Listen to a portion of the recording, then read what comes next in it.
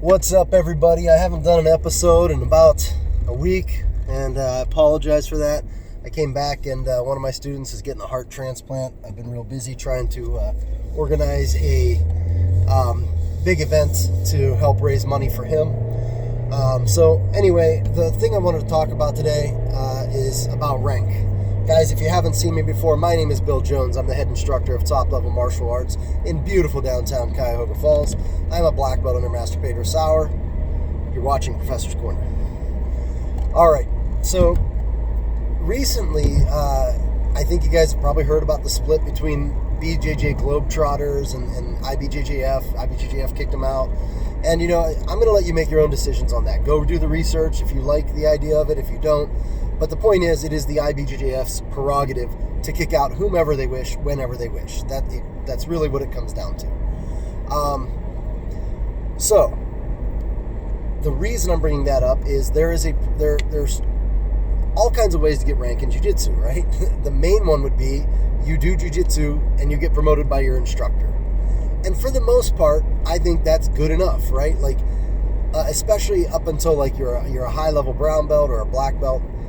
I think at that point, especially if you're going to end up opening your own school, you want more validation. And here's why. I think, like, I'll talk to people about some of these things that are out there, about getting validated through the IBJJF, and now there's this new thing called beltchecker.com, which I recommend you do. I recommend you do as many of these as you can, quite honestly.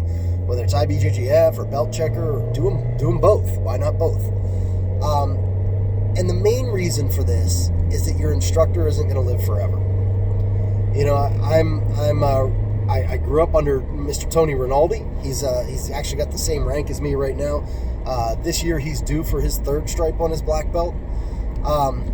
And we're both under Master Pedro Sauer. Since the rank of black belt, I've spent most of my time training under various instructors: Tony, Pedro, David Porter. I mean, just lots of different people.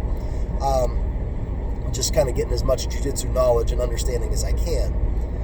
But I always declare Master Pedro Sauer because he's the one who's put all my belts on me, and I've spent a lot of time with him. But anyway, I digress. The point is, Master Pedro Sauer may not be there one day, and he won't be there to validate rank or to give me new rank or anything. Tony's the same rank as I am for the most part, even though he's been training a lot longer. Tony's phenomenal.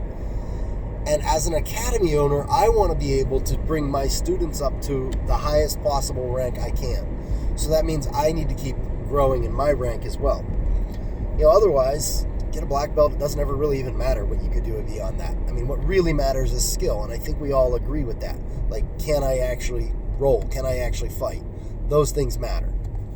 But rank matters. It matters because I'm going to have, I have students, and I want to be able to promote people to black belt, and I want to be able to give them stripes on their black belt and, keep them moving. And when I'm gone, I want them to have a process to get promoted, because what happens, let's say I make it to 6th or 7th degree, if I live that long. Like now, my students, maybe I had a new black belt and he has no way of getting stripes now. I want there to be a way. And you could always go under a different instructor. That's always a possibility. But I think associations like beltchecker.com and like the IBJJF, despite IBJJF being a for-profit organization, I get that. You may not like that. But I think it is an important thing to have, because it creates a process for that kind of promotion outside of requiring your instructor. And it's not meant to circumvent your instructor. Like, it's not meant to say, let's say your instructor says, hey, I know you've got the time in for a stripe on your belt, but, it's just, you're just not ready yet because reason. Maybe you took 9 months off for an injury or whatever.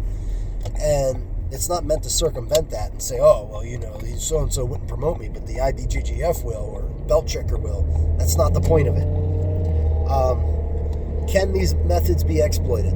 Yeah, they can. Of course, anything can. Anything that's a system has an exploit, has loopholes, and that's just, it's on the onus is on the participants and the owner of the program to do their best to ensure that doesn't happen.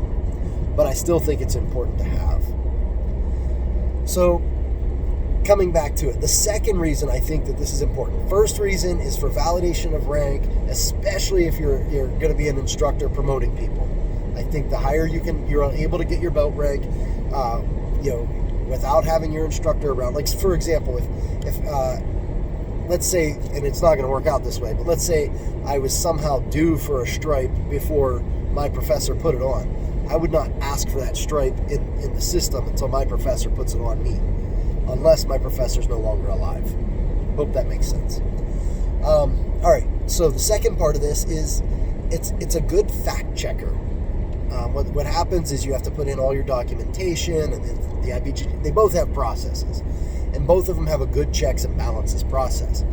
And in one of them, other black belts and instructors and stuff have to look at your certifications and kind of check out your background and say, yeah, this guy checks out, he's legit, or she's legit. In the IBJJF, you have to be signed off by an instructor, and you have to be legit. And that's kind of the thing with the Globetrotters. Why they shut them down was because they were signing off on people they had technically never met.